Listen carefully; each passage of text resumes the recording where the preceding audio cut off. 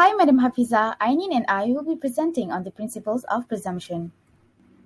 Hi, my name is Jorisha and I'll be presenting on presumption of fact, where it is a fact that is made up by human as per common sense. And we can refer to Section 4, Subsection 1 of the Evidence Act, where it can be presumed as a fact and be considered as fact unless proved otherwise.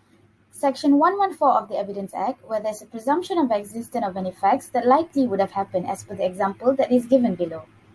In this case, the accused was caught for the theft of a motorbike but he ran away, so it was held that the magistrate has the discretion to invoke the presumption which the defendant has to rebut that he wasn't a thief. As for the implication, it is very clear. Since the accused was with the possession of the stolen motorbike, it is presumed that he stole it, unless he can prove that he did not steal it. Next, under Presumption of Dangerous Drug Act, Section 37D, seem to have possession means presumed fact, and unless proven otherwise is rebuttable. Under Section 37DA, to be trafficking drugs meaning presumed facts, and until proven otherwise is rebuttable.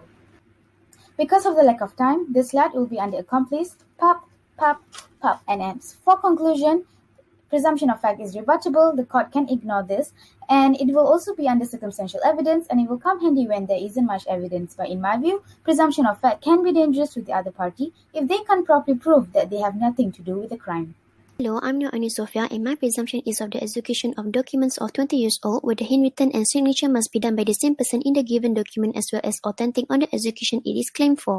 The principles include on the legitimacy of document which focuses on the genuineness and its authenticity. In case of Ghazali where the son of purchaser seeks declaration of 1/3 share and the court allowed it as it was proven the vendor indeed signed the document and the purchaser possessed it, hence free from suspicion. However, if there is a dispute on the genuineness of document, the court will have to determine within external and internal of the evidence as mentioned in the case of Mansour. Also in case of Gulam where the court needs to exercise with due care and caution on the reliability.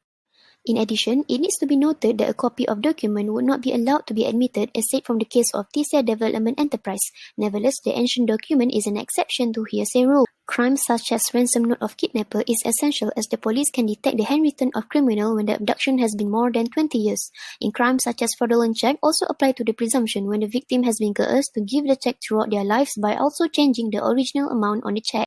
The criminal case could be supported as some cases may lead to decades to be solved, hence the ancient document will assist with sufficient records of proof from the past. It can also give clear validation of deceased testator who passed his will for future generation where there will be no dispute as he had signed the document. Such document is also reliable for incidents that happened decades ago as ordinary person would not be able to memorize the details from 20 years ago. Lastly, it is also effective as the court will review on its authenticity, any alteration and must be original document which ensure the fair judgment of judges. Created using Powtoon.